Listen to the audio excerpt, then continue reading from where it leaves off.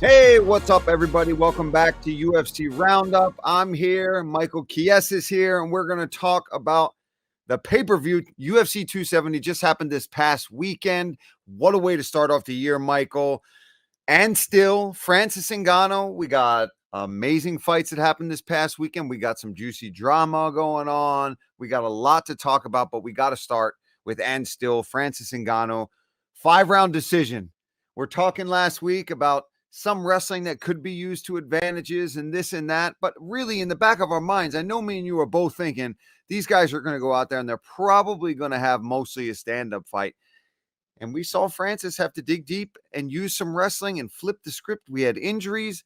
What are your thoughts just starting off on the main event?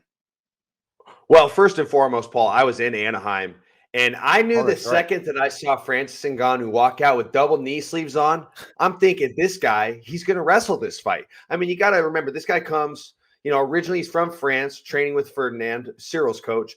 But, he moves to Extreme Couture. And for people that don't know, Extreme Couture is a wrestling-heavy camp. So while we haven't seen Francis go out and utilize his wrestling in his fights because he doesn't have to, because he's got that blunt force trauma, one-punch knockout power that we love so much, you know that he's still training his wrestling being at Extreme Couture. So it's something that I think people have maybe neglected to think about just because that's the way he approaches his fights. He's primarily a stand-up guy. So what a smart way to game plan, especially given the circumstances, everything that's going on with the injury he sustained in his camp. That's what made it even more impressive is it's like he stepped out of his comfort zone almost in a sense when it comes to his skill set and went out and wrestled this guy, but he did it with essentially a pretty toasted knee, Paul. I mean, that is impressive. Yeah, it's so impressive, man. But I'm telling you, I've been talking to Eric Nixick all the way before this fight was even officially booked. And he's telling me, he's like, bro, I promise you, he's getting scary in the wrestling room because he wants to be there. He wants to learn. He wants to evolve. And he was so dedicated and so focused on that. Now, granted, I'm sure that the first game plan for them always, like we talked about, is to go out there and knock his freaking head off and use the blunt force trauma, like you talked about, to your advantage. But when that goes away and you've got somebody with great movement, you've got more experience, and you've been working on the wrestling the way he has, man, to see him have that in his back pocket, he's showing so much evolution so fast. The second Stipe fight goes out there and just shows a patience and a calmness. When you're that size and you hit that hard, that's scary. At least when Francis used to kind of panic strike, if he missed you and you could get him down, there was a chance you had in this fight. The more he shows these levels of MMA and his fight IQ, he's scary, man. If he can wrestle you and you can't take him down, he can dictate where the fight goes. If he keeps working on the cardio, he's obviously listening to his corner. He's hearing them. He's able to be in touch and be inspired. We'll get into that later with Eric Nixick in his speech, but that's a scary dude. I mean, I don't know who's out there that's going to challenge for that. I think that we know who the guy is, probably is John Jones, but is he even going to fight? Yeah, that's a good question in itself. But, when you talk about Francis Ngannou's fight IQ, with good fight IQ comes good awareness, a good awareness of being in the octagon and being so in sync with being able to compete, but also pick up the what's going on in your opponent's corner, what's going on in your corner. And Francis said he had a moment, I believe it was in the third round, where he could hear Ciryl Gane's cornering him, and Ciryl wasn't responding. And Francis said, I knew at that moment he was broken because I have been there. And Francis said in the fight with Stipe Miocic, he had that moment where he was broken, and his corner was trying to coach him through the fight. He just was not responding. And I like that parallel that he brought up because essentially that is what we just witnessed, except it was two different guys. We saw Francis and Stipe fight the first time. We saw how the fight transpired. He got tired. He got broken by Stipe, and Stipe retained his title. It was like the same thing, except Francis was in the driver's seat this fight. Yeah. It was virtually the same thing. So it's cool to hear with Francis's evolution and his skill set comes his fight IQ. And that takes high fight IQ to be in a fight competing while listening to the corner. And Paul, I want to let you take the reins on the Eric Nixick speech because, while I know Eric Nixick pretty well, you've been in the training room with him. You're around him more. You understand a little more what goes on in this guy's mind. Walk us through the speech before the fifth round with Eric Nixick. He has such an ability to connect with his fighters on a personal level. He's a big football guy, played football, coaching, and he brings that kind of NFL coaching mentality into it, right? He treats his room like that. And he practice, he's very stern, but when he gets in the corner and he wants to get you motivated, and I experienced him when I fought RDA. I only had 5 days to get ready for that thing, but I got the chance to work with Eric Nixick because he was out in Vegas. We had built a relationship, and he's just so good at making you feel confident, making you believe in yourself, because he truly does, because he has put the work in as a coach. He's one of those guys, man. He's just inspiring. He's contagious. The energy is contagious when you're around him, and him just calling him Bubba, telling him that he believes in him, that he knows he can do this. He's used some other choice words for Francis that I won't use here on our YouTube podcast, but it gives you chills when you think about that. And Francis to be engaged and able to respond, that shows the level of connection that these guys have as fighter and coach. That's a rare thing. I mean, there's love there, right? Francis comes over to Eric's house and hangs out with Knox, his son. They're like buddies, man. You should see this. It's hilarious. You've got this little boy, and the baddest dude on the planet just wants to play soccer or play football and mess around. He makes sure he's eating his food when he comes over for dinner. So then when you slap that guy in the fourth, between the fourth and the fifth round in a corner like that, he's going to be able to connect to your soul. And Francis was able to go out and do what he did in that fifth round. I mean, it's incredible. And vice versa goes the other way.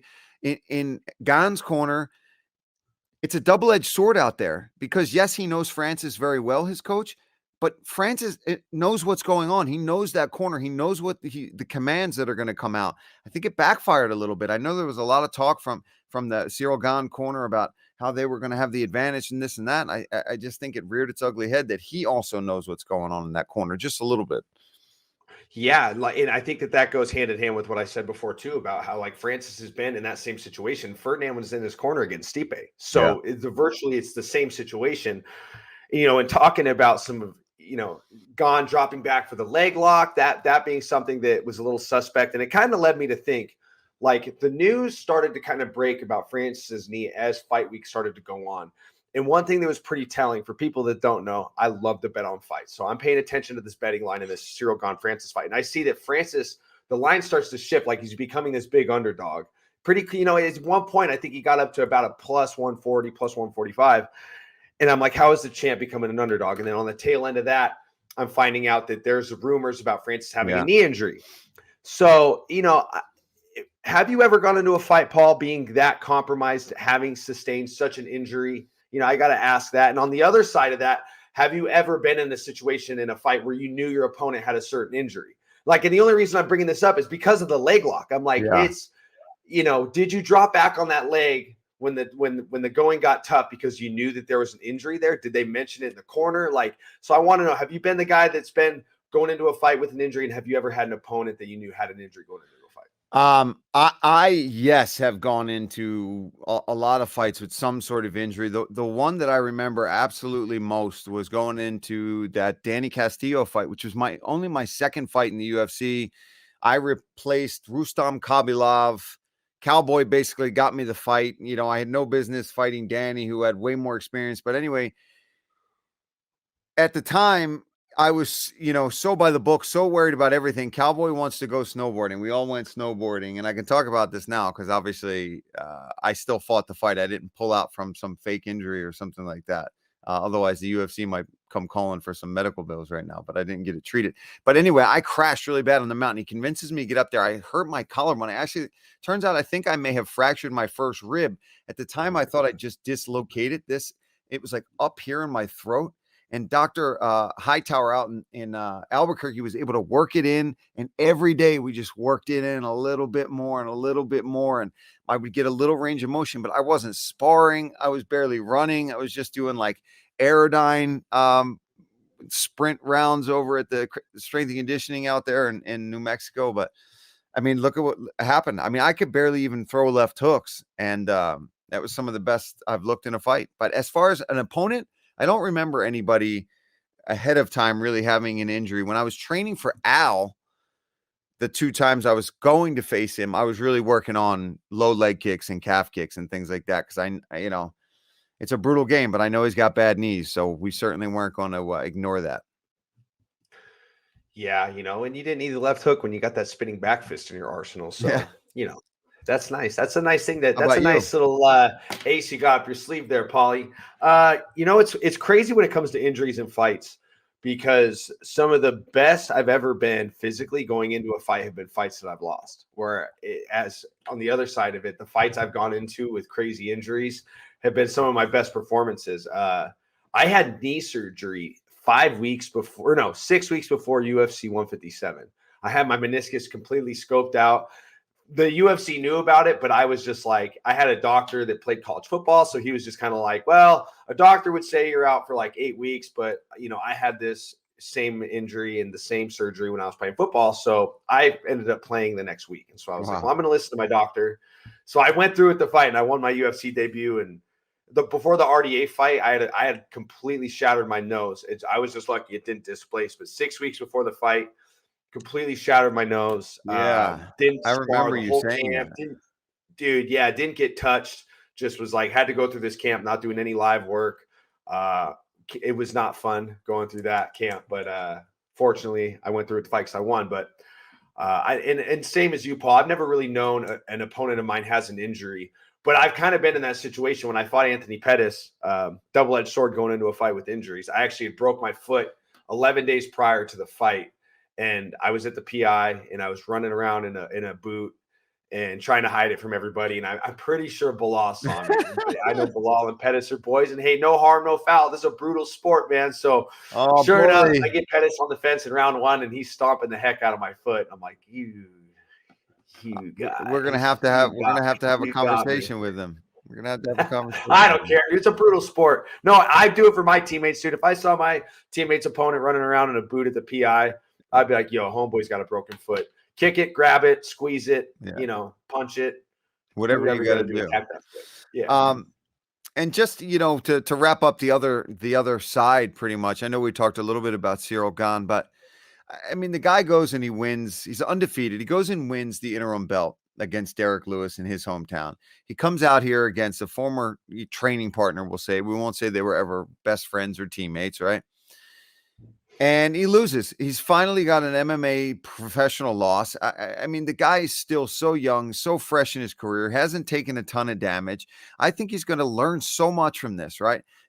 Just like you talked about, Michael, where Francis had to go through that kind of experience. Don't you think this is very similar, where he's just going to go on, take the learned lessons that he got from being, maybe gassing out a little bit, maybe underestimating the full well-roundedness of his opponent?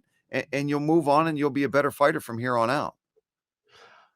That's the as a competitor in the sport, it's one of those situations where when you win, you recognize what you did well. You like, oh, this is why I won this fight. This was great. There's something to celebrate. But when you lose, that's when you learn the lessons about what you need to do better. And those don't really come to the light when you win. When you win, you're so trapped in the moment of all the things you did well that led to you achieving that accomplishment of winning a fight in the UFC, which is a feat in itself. But it's when you lose. That's when you hit rock bottom and you go, what could I have done better? What am I lacking? What did I do wrong? You kind of got to look inward and make some adjustments. And that's where the most amount of growth happens in between fights. I've always grown the most between fights when I'm coming off a loss compared to when I win. And that's just the brutal reality of this sport. And with that being said, that's a scary thing to think about when you talk about Ciryl Gane. This is a guy, like you said, wins the interim title against Derek Lewis, has this tremendous run leading up to this moment with Francis Ngannou, and he's going to get better after this fight. He was already great. So I wouldn't be surprised if down the road we see these guys fight again. Yeah, I'm just throwing it out there. You never know. Ciryl Gane's that good. He's definitely going to fight his way back to the title. Outside of Francis Ngannou, I see him being the second best heavyweight in the UFC. Yeah. So that's a scary thought. Ciryl Gane's going to become a better fighter because of this fight with Francis. Well, speaking of that, Michael, let's read the tea leaves a little bit here and make some predictions. What do you think for Ciryl Gane? And then this other mystical person who likes to keep tweeting, and we want to see him get back into, there he is, Johnny Bones Jones. Of course, we knew this was going to happen, right? You'd be an idiot not to chime in. But he says, if this is the apex of heavyweight fighting, I'm excited about it. Get some more records to break. When's he going to come back, though? Is he going to come back? I'm going to say, man, I don't know. I'm going to say no. I'm going to say no. I don't know if he's ever going to actually get around to doing it. The negotiations, there's always going to be something where the deal's not just right. But we've got some other stuff with Francis going on. Who's going to be the heavyweight champ by the end of this year? Who's going to be the champ? It's when it comes to John Jones, I just got to throw one thing out there, and I'm a Bones Jones fan. The guy is phenomenal. He might be the greatest, if not the greatest, mixed martial arts athlete we've ever seen compete in the octagon or compete in the sport in general. But I refuse to believe if Francis went out there and sparked Ciryl Gane, I don't really see him making that tweet saying, well, if this is the top of the heavyweight division, count me in. I don't know, Johnny. I'm going to kind of agree with you on this one, Paul. When I say kind of, it's because I'm still clinging on to some hope that we see John Bones Jones fight Francis Ngannou in the UFC this year, because I think that fight could be absolutely huge. The water's pretty muddy, and I don't plan on swimming there when it comes to these guys' statuses with the UFC and their contracts and all that stuff. Whatever. That's a different story in itself. All I know is there's a part of me that's clinging on to hope that we see these guys fight in 2022, because I think that fight would be spectacular. And I think it just needs to be done. If John Jones is serious, make the fight happen. Let's see if he really, really wants to fight the greatest, the baddest man on the planet, Francis Ngannou. Let's see if John Jones really wants to get in there and tangle with this guy. Yeah, because I do want to see it now. Now I am curious, right? We saw some beautiful wrinkles to Francis's game. So that I say it, that he's not Gano, but I'm almost wishing, it's almost like betting on your team, which I know some people do a lot, betting against their team in order to get them to win, reverse psychology. I know who you're talking what I'm talking about. So I know who you're talking about. I'm not going to say his name either, but I know it's a wise tactic. I like it. I'm hoping I'm wrong with John not coming back, because I'm interested to see him come back at heavyweight and how's that. But we had a co-main event that was exciting. Obviously, these guys fought to a draw, Moreno and Figueiredo, and then they come out, and obviously Moreno looks to have made so many improvements between that fight and the second fight. And in this third fight, they're back and forth, razor close.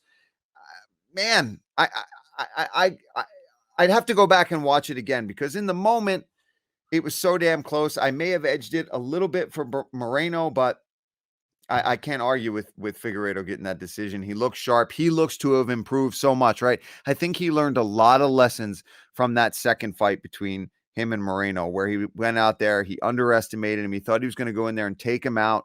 Probably had a bad weight cut, but training with Triple C, changing some things up, came out with a good strategy and looked great. What is your thoughts? Did you have him winning, or were you similar to me that you thought it was close? What are your thoughts on that one? Paul, I went back and watched the fight again last night, and I still think, look, I'm a Moreno guy. I think the guy's phenomenal. It's like everybody's parents' favorite fighter is Brandon Moreno. Like I saw Adrian Yanez and that Molina, Jeff Molina, the kid from Krause's camp. Yes. Both of those guys' parents who fight in almost the same weight class, if not the same weight class, posted pictures of their parents with Moreno. Wow. Like, it's like everybody loves this guy. But look, Deiveson Figueiredo is the type of guy where after the way the fight transpired and how things went, I believe that he was not bluffing when he said that he just had too much going on in that second fight. He's trying to run a gym. He's got all this stuff going down in Brazil. And it's just best for him to pull up shop and go somewhere where he can just solely focus on the fight. And not only did he just pull up shop and go somewhere, he went to the house of Henry Cejudo, the double champ, C3, Olympic gold medalist, two-time multiple weight class champion in the UFC. Like, you couldn't have picked a better place to go focus on your fight. So the improvements were definitely made. But I think that what made a difference in this fight and what really led to Figueiredo winning, it wasn't the technical improvements. I think that it was his ability to capitalize on the most important part of a fight. The most important part of a fight, Paul, is when you hear that 10-second bell, when you hear the 10-second knock, clack, clack, clack, you have to win those next 10 seconds, especially in a fight like that. When it is razor thin, it's neck and neck, these guys are going tit for tat, those 10 seconds are going to make the biggest difference in that type of fight. And Deiveson capitalized on it. In one of the ending sequences of one of the rounds, he dropped him. So that's where Figueiredo, that's where he capitalized in the most pivotal moments in the fights, is when he took over the last 10 seconds of these rounds. That was what I believe led to him winning the fight. It wasn't the technicals the technical type of things, because there was a lot of improvements, but Moreno was right there with him. Yeah. So you can't say that it was just the technical stuff that led to him winning. I truly believe it was him winning the last 10 seconds of those rounds. That's what led to him retaining his title. And that's a great point, Michael. And that is, in my opinion, solely for having a camp, dedicating yourself to that time, leaving a lot of those distractions back in Brazil, back at home, and having a coach like Henry Cejudo who will know that. Not only does he know that, has he been there and had to win those kind of close rounds to get to the championship, to win these fights. He's been there. He's done that, whether it be wrestling or his MMA career. Say what you like about it, what you want about his personality, but the guy knows fighting. He knows competing. And I guarantee that is something that they drilled into their fighter, is when you hear that clap, you hear that 10 seconds, put a stamp on it. Make sure that the judges know you were in control of this round, because they're just humans. They're going to remember what they last saw most. If you get dropped or hurt or stung or taken down at the end of a round, and it was a close round, and maybe you edged out significant strikes, doesn't matter. If I land that big bomb or I'm pressing forward and pushing you into the fence, it's going to win. That's really smart, and I'm hoping that he continues this journey with Henry Cejudo, because him in that camp is dangerous. Also, if we ever do see Cejudo come back, great training partner for him as well. Yeah, absolutely. And the one thing that played into him having that ability to win those key moments in those rounds is how good a shape he was in. Yeah. You got to be in good shape to be able to look. It's tough enough. Right? Even after the first round, your life bar gets sucked down. Even if you're the one swinging the hammer and you're kicking the dude's butt, you're still going to fatigue a little bit. And so for him to be in good enough shape in a 5-round fight to be able to hit the gas, put the pedal to the metal in those closing moments of those rounds, shows he's in phenomenal shape. But I want to divert this back to Brandon Moreno. He comes up short. He doesn't win the trilogy fight. But do you think his stock dropped, Paul? Because I don't think his stock dropped at all, because he put on a super exciting fight. Anaheim felt like we were in Mexico. Like that house was packed for Brandon Moreno. There's Mexican flags everywhere. The place was going nuts. And even in defeat, he showed so much grace and he spoke so well. I don't think his stock dropped a single point, not a lick. I think the guy is still on the rise. What do you think, Paul? Yeah, no, I don't think he loses anything, man. We love him, right? He's just one of those fighters that the reason he's popular is because we love him. Families love him. Mothers who don't even want to watch fighting want to watch Brandon Moreno fight and cheer for him. And, he's got Mexico behind him. He's just got everybody rooting for this underdog. And that's exactly what he is. I mean, he's the true Rocky story in MMA, where the guy comes out, doesn't go his way, gets cut from the organization, has to battle his way back, become a champion outside of the UFC to get back. It was an amazing fight against a super motivated, did not underestimate you, came in there to crush you, Deiveson Figueiredo, and went 5 rounds with him in a very competitive, close fight that some people thought he won. But at the end of the day, that doesn't matter. I mean, Deiveson put on just such a great performance and pulled it out, and Moreno accepts that. I want to see it again. So no, he doesn't lose any stock, in my opinion. As a matter of fact, I'm like, now it makes sense. Now you have to fight again. Draw, win. You got to run it back. I don't know if it's going to happen. I don't know how it's going to line up with schedules and injuries and anything like that, but I want to see it again. I would watch Brandon Moreno and Deiveson Figueiredo fight every month. Yeah, that's what I was going to say, Paul. So we got to read the tea leaves a little bit on this one and make a prediction. Do you think that they fight for a 4th time this year, or do you see some of these guys like Alexander Pantoja, Askar Askarov, do you see them matching Deiveson Figueiredo against a new contender, or do they do the 4th fight? I want the 4th fight, but I feel, just to stir things up, that they're going to give Deiveson a new challenger. I think they're going to set Moreno up with a huge main event to go out, get back on his horse, another exciting fighter in flyweight. The division is stacked right now. There's so many guys that could just turn this all on its head before next year, and we have a new champion altogether. So I want to see them go and have the 4th fight, but my feeling is get somebody new in there just to keep the fans, with something fresh, even though I see how you wouldn't want to see that for the 4th time, but I do think we'll see that 4th fight in the future. See, I'm going to have to disagree with you on this one, Paul. because this fight's a lot different. Yeah. And I agree with a lot of the points you made. You know, this is a very talent-rich division. The resurgence of flyweight has been nothing but pure excitement. These guys have been putting out great performances, and you got guys like Alexander Pantoja, who's rolling strong. Royval just won another fight. He's ultra exciting. Askar Askarov, he's got a win over Moreno. Kai Kara France. I mean, that guy's he's crushing. He's fighting. He's fighting soon as well. Kai Kara. Yeah, and with all that being said, with how tough this division is, you can't run the risk of not doing this fourth fight right now while these guys are positioned where they are, because this division is so tough. Any one of the guys I just named could go in there and get a win over Deiveson Figueiredo or get a win over Brandon Moreno. This is a very talent-rich division. So I think that this fight's a lot different than like a Nate Diaz and Conor McGregor.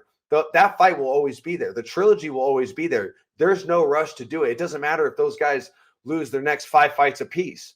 You match them up against each other for the trilogy, everybody's tuning in, whereas there's a lot of risk in not doing this fight right now because one of these guys could take a loss and the whole fourth fight thing kind of is going to lose its luster a little bit. So I think you got to do it while the stakes are high. Yeah. So let's settle it now. I think it's the right move for the UFC. And I think it's the right move for the fans. And to be quite honest with you, as a competitor, I would feel for those other guys. But as a fan, I'm ready for that fourth fight. I'm ready for it right now. I agree. I agree with. I hope that's the decision. And man, we've been in the divisions that have been log jammed, right? We know how it is, and it sucks for some of these guys that are chomping at the bit to get to the title. But sometimes there's unfinished business in a division, and the UFC, obviously, if it makes sense for it to happen and it's going to sell and make people interested, it's a no-brainer in my opinion. But I don't know. I don't know. For some reason, I don't see it happening right away, but I hope it does. But since we're reading the tea leaves, Michael, any other major bold predictions you just want to throw out there for 2022? Oh yeah, I got a big one. I got a real big one. And any chance I can bring up the women's bantamweight champion, Juliana Pena, I'm going to do it, Paul Felder. I believe Juliana Pena will be fighting Valentina Shevchenko for the flyweight title at the end of the year. And if she has fought her before the end of December of 2022, I will go out on a limb and say that she is the flyweight champion as well as the bantamweight champion. Yes, I am saying it, Paul Felder. I am making the prediction. Juliana Pena could be a double champ at the end of 2022. You called the win. You called the victory right here on Roundup, and I doubted you, Michael. I doubted you. 2022 will be different. I will no longer doubt when you make these bold predictions. So sign me up. I'm on board. I think it's going to happen. But I got one more for you. We've had this man on the show, and we've only had a few people on the show. It's not John Gooden, ladies and gentlemen. He's not going to be the champ. But I think that Beneil Dariush will be the lightweight champion by the end of 2022. Bold prediction. You heard it here first. It's going to happen. Hey, that guy has all the skills in the world. That's a bold prediction to a lot of people, but Paul, I definitely agree with you. I mean, Beneil's got the skill set. He's got the toughness. He's seasoned enough. He's been there. He's done that. The strength of schedule is there for him. He's fought way higher caliber competition over an extended amount of time. Yeah, I'm with you on that one. He could do it. But let's talk some other fights. 270. Demopoulos gets crushed. I'm in the kitchen. Oh my God. Her head, she's getting smacked up, and she pulls off this armbar from the bottom. And I had just said to Christine, I was like, she's got good jiu-jitsu. She's got good submission. Boom, pulls off that armbar. She has the crazy interview with Joe, jumping into his arms, just really taking in that moment. A big pay-per-view. A big spotlight, a good fight, and she goes out there and gets it done. Did you lose your mind on that one? I did, and it's funny because I've actually commentated a few of Vanessa's fights over in LFA. Oh, yeah. And I trained with Vanessa a long time ago in Michigan, back in 2017. So her and I have been friends for a while, but the 2 times I've called her fights for LFA, she's won. I'm in the house for UFC 270. She wins. I'm like, Vanessa, I'm your good luck charm. She's super tough, and it's funny because when you go back to that fight, Paul, she gets floored with a hard punch. I mean, she got hit with a very hard shot. You do not see those types of punches thrown at 115 pounds unless Andrade is the one swinging them. But she gets dropped, and she's got her arm underneath, and she's just getting hammer fisted. I'm like, stop the fight. I'm freaking out. Stop the fight. Stop the fight. She wakes up getting punched and realizes she's underhooking the wrong leg, and she's got the arm, and so she just switches underhooks, boom, gets this arm bar. I mean, she is so tough. She trains super hard. She's, personality for days.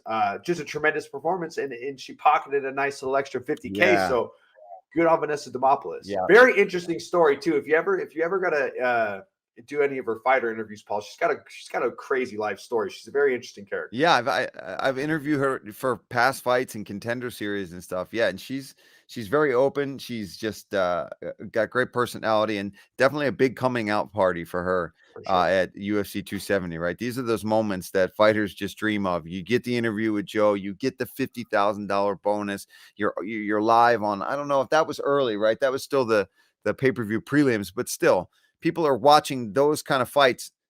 That's what's selling people to turn on and buy the pay-per-view. And Nurmagomedov and Stamann, another crazy performance. I think, Richie, you said it was, 47 seconds? That Submission? is correct. 47 seconds. Man, again, Cody Stamann is a tough, powerful guy, great wrestler, also a good grappler. For him to go out and do what he did, scary good. Scary good. And you got to talk like the only guy to finish. I'm pretty sure, I might stand corrected, but I'm pretty sure the only person that's ever finished Cody Stamann in his whole career, or at least in the UFC, is Aljamain Sterling. And Aljamain Sterling did not get it done as quick as Said Nurmagomedov. So there's something there. I mean, the last name alone tells you there's something there, So really exciting stuff from Said Nurmagomedov. I got to throw a curveball. This is totally off script, Paul. But you were talking about Vanessa having her first interview with Joe Rogan. And just real quick, I want to ask, do you remember when you had your first in-octagon interview with Joe Rogan? Oh, buddy, yeah, we were just talking about it. It was when I got that knockout of Castillo, and I won the $50,000 bonus that night. So, yeah, it was that fight with the busted collarbone. Speaking of, also like you, some of the fights that I felt like absolute crap or had a really bad weight cut, I would go in there and because it takes away the distraction, right? You're so worried about something else, you end up going in there and performing. How about you? When was the first time he interviewed you? My first Joe Rogan interview is UFC 157. And it's just crazy that as a fighter, you connect, you have such a connection with Joe Rogan that you meet him for the first time and you're sweaty, you got blood on you, and you just still, like, everybody walks up. I just remember, like, walking up and throwing an arm around him like he's like my best bud. And he loves it. I'm pretty sure I told him, I was like, I love you, fans. I love you, Joe Rogan. Yeah. Like, I'm pretty sure I told him I loved him. I'll never forget that. It's like, it's one of those moments as a fighter, like when you in a night, if you're a fighter that manifests your future, in one night when you have Bruce Buffer announce your name, Big John McCarthy ref your fight, and then I'm doing my in-octagon interview with Joe Rogan. All three of those guys for my first fight. Totally surreal. It was awesome. It was awesome. That's to us, right? Especially our generation. That's that you made it. You got Bruce, you got Big John, 100%. And you got Joe coming in with the mic. I mean, the trio, the ultimate three-piece. On that note, it is time. Boom, boom, boom. For 5 rounds. I think we're bringing them in. Are we bringing them in, Richie?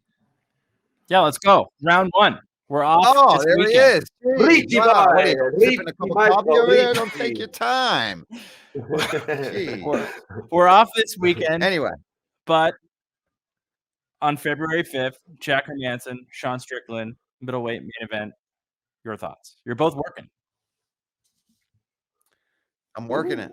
I'm working it, and I'm a big fan of Jack Hermansson. I like his style, and Sean Strickland is must-see TV anytime he fights. He's going to bring it. He's going to move forward. He's going to talk trash, and he's going to try to knock you out. Jack Hermansson's a slick grappler. He's probably going to try to use his wrestling, but he is not afraid to get into a dogfight. So I'm excited. That's a great main event. It's one that might slip under the radar too a little bit, but I guarantee people will be talking about that one a lot on Monday afterwards. Oh, for sure. This is a striker versus a grappler match. You got Jack Hermansson, super slick grappler, got that huge guillotine win over Jacare Souza, got that heel hook over Kelvin Gastelum. The submission skills are there, but he is a dog. We saw in the Marvin Vettori fight. He went out there with Marvin Vettori and absolutely threw down with the guy. And then he got Sean Strickland. I've spent a lot of time in the training room with Sean, and he's an interesting guy to say the least, but god dang, that boy can fight. He is so damn tough. He's going to get in your face. He's hard to take down. And the worst part about it is, as he's putting this pressure on you, he's going to taunt you. He's going to talk trash. Dude, yeah, you hit the nail on the head, Paul. This is a sleeper fight. This fight's going to be absolutely insane. You do not want to miss this one. And you know, the commentary and the analysis is going to be on point. So people, make sure you tune in February 5th. Let's go. Spot All right. on. Round 2. So we just got off, I guess, the greatest NFL, at least playoff weekend. So some Did great we things. though? I Were think the Eagles so. playing? Hot take. Greatest title fight, unification bouts in UFC history. Obviously, the Ngannou Gane fight, unification bout, making some loose parallels. I'll take the lead on this one, Paulie. This one's a no-brainer for me, and we've seen a lot of great title unifiers. You know, I got to go with Frank Mir versus Brock Lesnar rematch. You know, Brock Lesnar was already like this guy from the moment he first debuted in the UFC against Frank Mir. All eyes were on Brock. He was a superstar in the WWE. Sorry, I used to be WWF. Superstar in the WWE. Loses to Frank Mir. Finally gets some wins together. Gets back in the title fight. And the thing that ices the cake is it's UFC 100. Lesnar wins, and he has this legendary post-fight speech talking about chugging Coors Light against. As he's standing on a Bud Light logo, and talks about how he's going to, you know, get busy with his wife later on that night. I mean, that just the fight, the magnitude of the event, and just Brock's antics. That's my favorite title unifier. I think he said, I'm going to go lay on my wife and drink some Coors Light. I swear to God, he said something stupid, right? That you wouldn't ever say. No. That's obviously a great one. But the one that really sticks out to me, because I can remember it so clearly, and this one is the more newer generation of fans will obviously remember this one, is when Conor McGregor faced Jose Aldo and shocked the world. I was sitting on the living room floor of my mom's house for a visit with Christine and Ashling as a baby, and she was having trouble sleeping. And obviously I rented the pay-per-view. I was like, whatever, you know, we're here. I'm going to watch it. I don't remember if I was in training camp or not, but he knocks him out like that. And I remember her being on the floor, struggling to go back to sleep, and just my jaw, you know, down on the floor from that one. So. I was actually at that fight. I had fought Jim Miller 2 days prior. It's when they did that 3-day extravaganza in Las Vegas. And my buddy Jason, I got to go to the fights, and I was up in the bleeders. And my buddy Jason called me. He's like, dude, my buddy bailed. I'm 5 rows back on the floor. I was like, yo, let's go. So I just was like, this is going to be the greatest 5-round crazy fight ever. And then 13 seconds later, it's crazy to think, you know, speaking of football, title unifiers, and Conor McGregor, it's crazy that some of the craziest finish we've seen in sports have happened within 13 seconds, because Conor won in 13 seconds by KO. And we just saw Patrick Mahomes with 13 seconds left on the clock hit Travis Kelce for that field goal. It's crazy to think that. I'm just throwing that out there. What are the parallels? Just had to throw it out there. Number 13. Super crazy. 13 seconds. What a number in sports. 13. All right, round 3. We had John Gooden on last week. We announced we're going back to London. A lot of matchups being announced there. Your thoughts on some of those rumored matchups? Well, I mean, I can jump in for sure, because I don't know how rumored it is that Dan and Arnold Allen, I think that's pretty much official. Let's go. Or is it rumored? Anyway, excited for that. Excited for Tom Aspinall to ever be on a card. And just the whole crew, right? I'm excited to get back to working with John Gooden, being over in London, and having all of these European fighters, and in this case, a lot of the English fighters being able to be on a card together. The place is going to be insane. So very excited. That's all I can say about any. I don't care what matchups are on that card. People are going to go nuts. They could get guys from rival pubs to be fighting on this main event card, and they just want to see some fighting. But I'm glad it's Tom Aspinall and not some guys from the pub. Yeah, dude, Tom Aspinall. I mean, and he's fighting Alexander Volkov. Got a great dance partner. Crazy. Volkov got a ton of main event experience.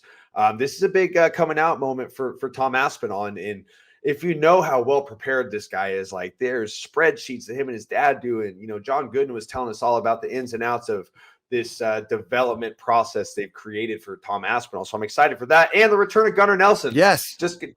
Just another, guy coming back in to make welterweight more interesting. So super excited fighting Claudio Silva. So that's going to be a fun fight. I'm sure the energy is going to be crazy. The O2 is going to be rocking. I'm sure Darren Till is going to be in the crowd causing a ruckus. Paul, I think if I were you, I would go hang out with that guy after the fights. I'm sure that'd be a fun time.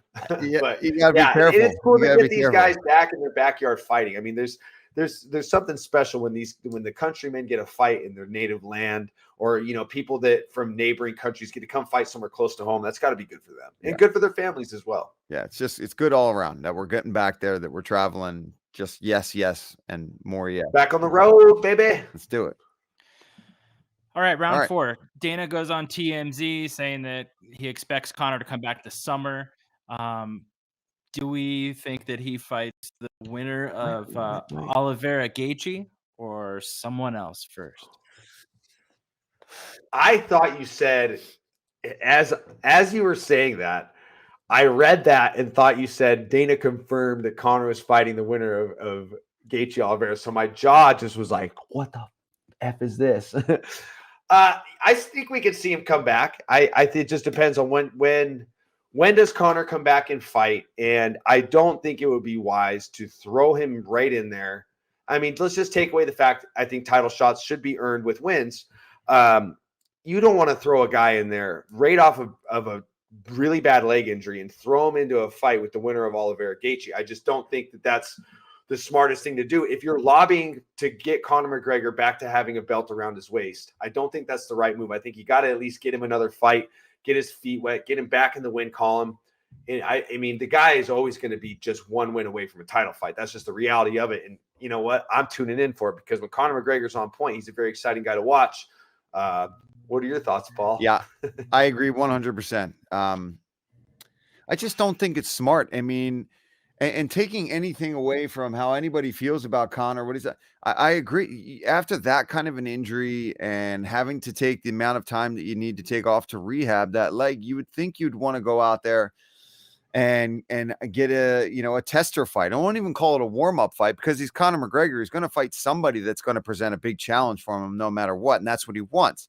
But let's say a tester fight to see how the leg's going to feel, to see how the body's going to feel to get through that training camp. But can you even give him that? Can you give him a 3-round fight? That's also the problem, right? When you've developed so much stardom like he has, and you're such a big name in the sport, and you've done everything, you've been a double champ, it's hard to just be like, okay, well, let's give you this little warm-up tester fight over here, 3 rounds that kind of floats under the radar. It's like, yeah, you're never floating under the radar. It's going to be the biggest fight that's happening at that time, no matter who or where or what it is. I just think the last thing I'm going to say about it, is I think it'd be smart if Conor came back and, maybe tried to test the waters against Paul Felder. I mean, I'm just saying, if really there's a storyline there, I'm just saying, I'm trying to get life insurance right now, okay? And they found they can't have them finding any more interviews of me talking about fighting. I am retired from fighting. Put the glasses on. Man, a man can dream, Paul. A man can dream. I'm a triathlete now, okay? So I just think that we should keep it this way. All right, round 5. You guys were very disappointed that we haven't had a sandwich question in a long time. So I decided to bring one back. Is it a mortal sin to put mayo on an Italian sub? Yes. You don't need mayonnaise. Like, listen, I'm gonna make this simple. It's like if I'm going to Jersey Mike's. We got a Jersey Mike's here in Spokane. They make decent sandwiches. Not as good as Subdivision. You're talking about Italian subs, and you're going to bring up Jersey Mike's to the Philly guy over here. Come on, I'm just saying. Is a franchise place? If I'm like sliding in for just a quick little bite late at night, hit Jersey Mike's. You get the pepper jelly, not the mayonnaise. Oil and vinegar. You don't need mayonnaise. Okay. That's like, do you put cheese on seafood? No. I don't want to slap a Swiss meat on my shrimp. That makes no sense. Leave the mayonnaise out of it. That's just get out of here, Mike. Okay, all right. I see where you're coming from, but listen, I'm not. You're not going to say I'm a mayonnaise on my hoagie guy, right? But but because of that reason, I am not a big Italian hoagie guy. Okay, we call them Italian hoagie. Fair enough. I like other stuff. I like turkey. I like ham, maybe some roast beef, lettuce, tomato, pickles, peppers, mayo, salt, pepper, oregano, long roll, preferably seeded with a little bit of to it. Okay. But Italian sub's not my real thing. So that's where I can say I like it. I like mayonnaise on my sub, but I don't really order Italian subs. But I wouldn't probably. You don't like a little gabagool, you know what I'm saying? Capicola. Yeah. Capicola, hey. On the Italian sub talk, that's it for us. At UFC Roundup. When are we back? In 2 weeks, 3 weeks? Before Whittaker, UFC 271 Adesanya rematch. That's not too far away. Oh. What's the date on that, Ricci? Ricci suddenly just stopped learning how to use his microphone. Just left them. It's in February. That's all that matters. I'm sorry. It's February 12th. Happy Valentine's. February. Okay, 12th. Valentine's Day weekend. That's perfect. Yeah. So watch some good fights. Yeah. Go out to dinner with your better half. Yep. Hang out. Eat some candy. Sounds good. All right. We'll see you guys then. Again, submit the questions down in the comments. Hashtag UFC Roundup. Hit us on Instagram. Follow us. Follow this. Let's push this. We love this show. We love working together. So please, and thanks to everybody that's been watching. We see your comments. We're reading that stuff. The good, the bad, and the ugly. Give it to us. Peace.